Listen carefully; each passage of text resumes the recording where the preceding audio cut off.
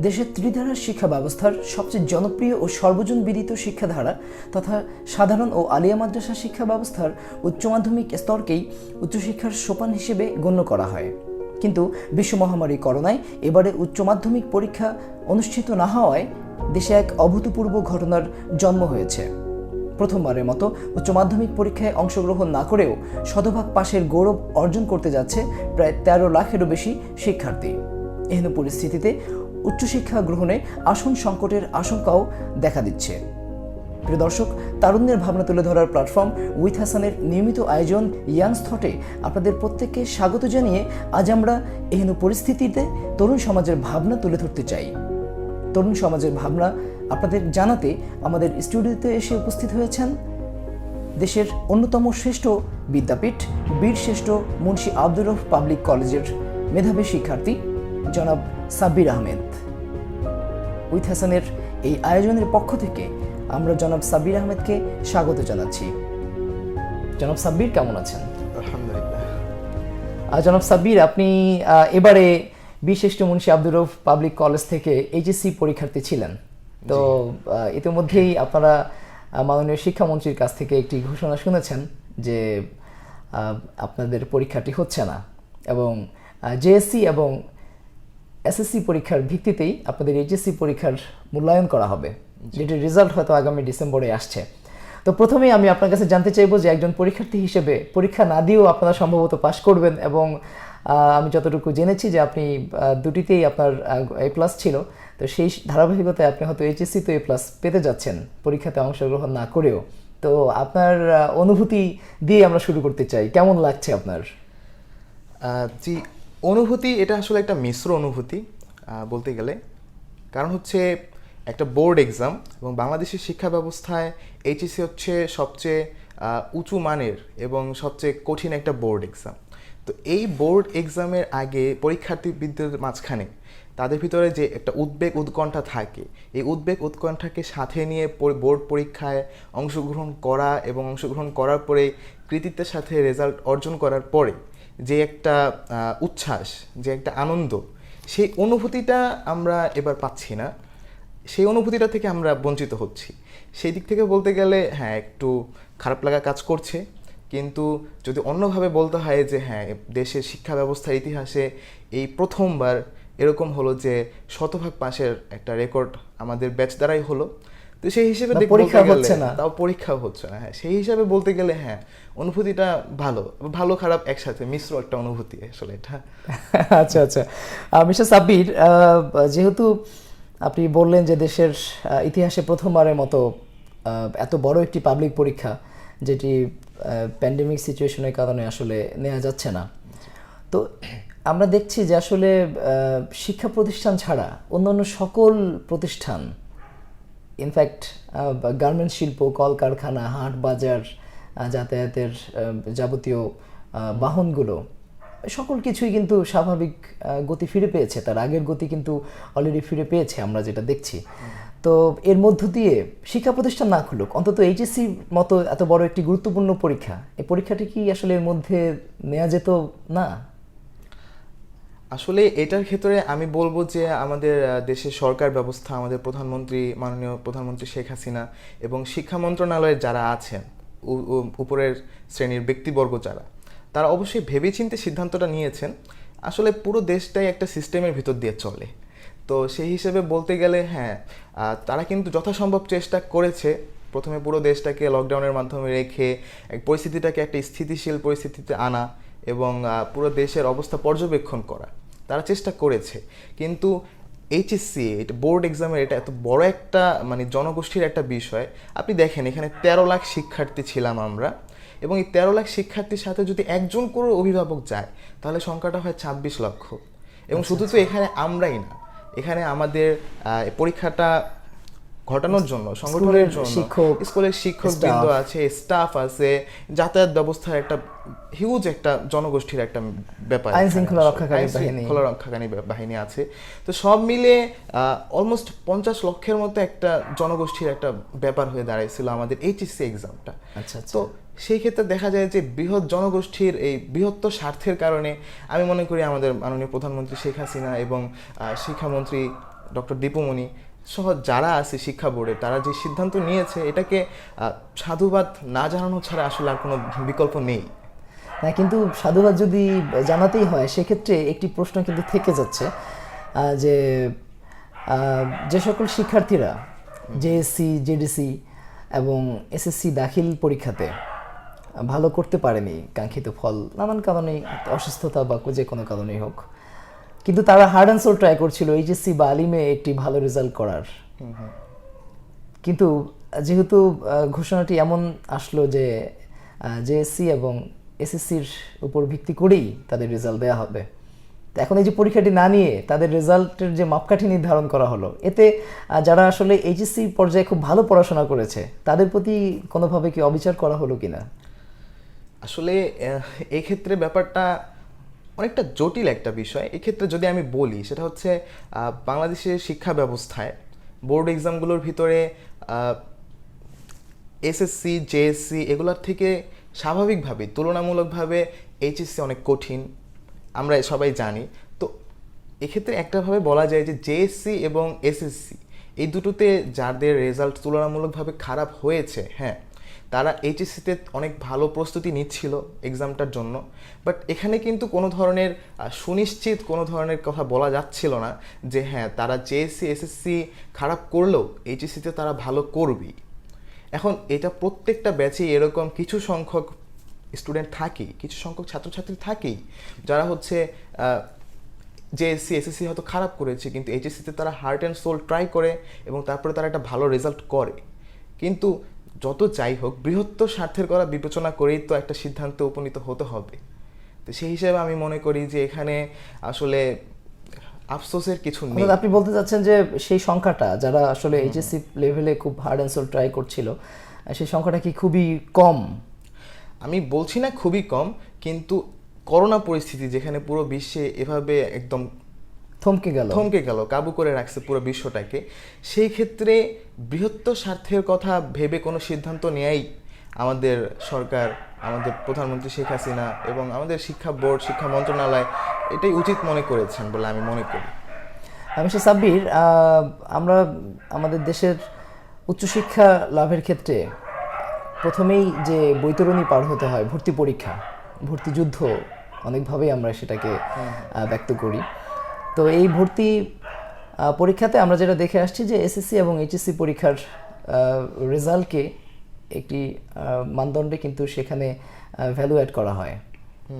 তো এবার যেহেতু এইচএসসি পরীক্ষাটি হলো না, তো সেক্ষেত্রে এটি কি বিশ্ববিদ্যালয় ভর্তি পরীক্ষাতে কোনো প্রভাব ফেলবে কিনা, বা এবার কি মনে করছেন যে এবার কি এসএসসি এবং এইচএসসি পরীক্ষার যে নাম্বার সেটা কি আসলে অ্যাড হওয়া প্রয়োজন কিনা?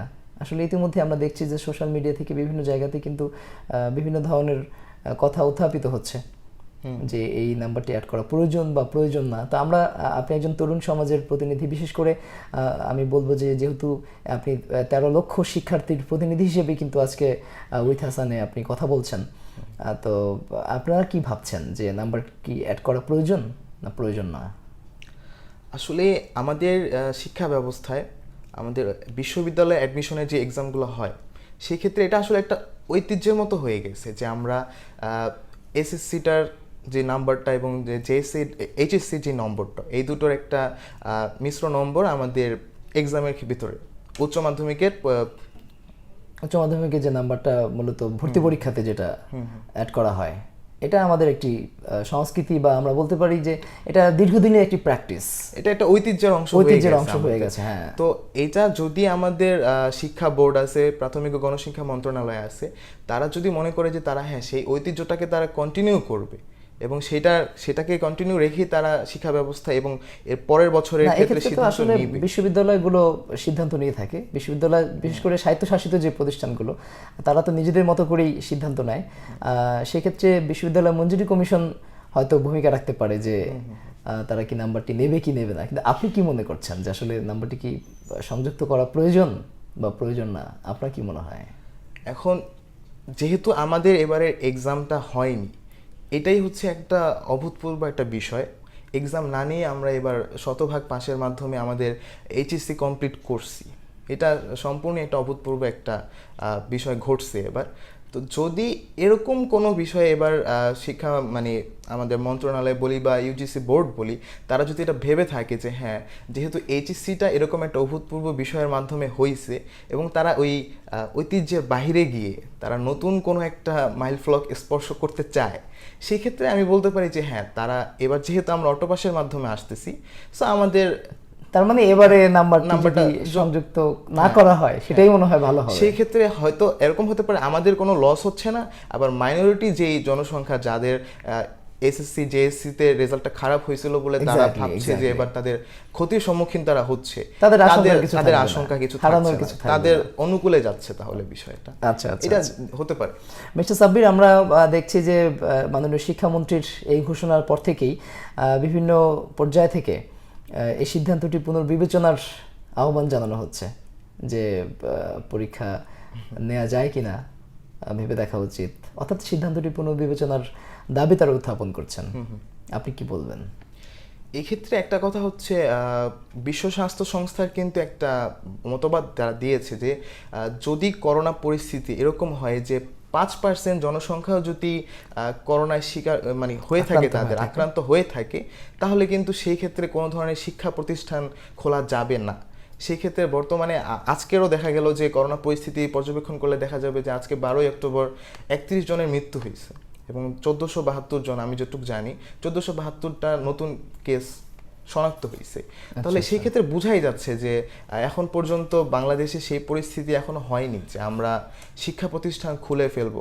তো যেহেতু শিক্ষা প্রতিষ্ঠানই খোলা যাচ্ছে না এবং দীর্ঘ 7 থেকে 8 মাস একটা সিদ্ধান্ত নিয়ে পুনর্বিবেচনা সব কিছু করার পরে আমাদের দেশের প্রধানমন্ত্রীর সাথে বৈঠকে বসে শিক্ষা মন্ত্রণালয় একটা সিদ্ধান্ত নিয়েছে, সেই সিদ্ধান্তটাকে আবার পুনর্বিবেচনা করার এই মুহূর্তে বিষয়টি প্রয়োজন আছে বলে আমার মনে হয় না। আচ্ছা, কিন্তু আপনি যে বললেন যে শিক্ষা প্রতিষ্ঠানে খোলা যাচ্ছে না, তা আসলে শিক্ষা প্রতিষ্ঠান কখন খোলা প্রয়োজন বলে মনে করেন, বা আসলে কখন মানে শিক্ষা প্রতিষ্ঠানগুলো খুলতে পারে? আপনি কি মনে করছেন? পুরো পরিস্থিতিটাই কিন্তু এখন দেখা যাচ্ছে যে এটা না আমাদের হাতে আছে না আমাদের সরকারের হাতে আছে, এটা সম্পূর্ণ করোনার হাতে আছে। আচ্ছা, তো করোনা পরিস্থিতির ফল হিসেবেই কিন্তু আমাদের এক্সামটা হয়নি, এটা কিন্তু পূর্ব পরিকল্পিত না। তো ঠিক একইভাবে এটার অ্যান্সারটা আমি দিতে চাচ্ছি যে করোনা পরিস্থিতির উপরই নির্ভর করছে যে আসলে শিক্ষা প্রতিষ্ঠান কবে খোলা যাবে। এখন আমাদের দেশের বৃহত্তর স্বার্থের কথা বিবেচনা করে আমাদের সরকার অবশ্যই দেশের সবার সুস্বাস্থ্যের কথা চিন্তা করেই হচ্ছে এই সিদ্ধান্তটা নিয়েছে। সো সে যদি এটা দেখে যে ওই পরিস্থিতি এখনো হয়নি, ওটা হতে আরও 6 মাস সময় লাগছে, তাহলে 6 মাস পরে শিক্ষা প্রতিষ্ঠান খুলবে।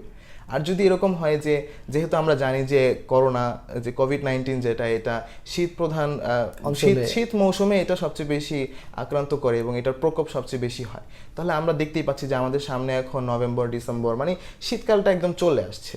তো সেই হিসাবে বলতে গেলে যে আমি বলবো যে সামনে তো এটা করা যাচ্ছে না, আর এরপরে আমাদের ভার্সিটি অ্যাডমিশনটা হয়ে যাওয়ার পর তখন হয়তো পরিস্থিতিটা আরও একবার বিবেচনায় নিবে। আমি আশা করি যে আমাদের প্রধানমন্ত্রী শেখ হাসিনা আছে, মাননীয় শিক্ষামন্ত্রী আছে, তারা এগুলা নিয়ে আবার বসবে, তারা এগুলা নিয়ে বৈঠকে বসবে, তারপরে তারা হয়তো সময় বলে দেবে কখন শিক্ষা প্রতিষ্ঠানগুলো খোলা প্রয়োজন। জি।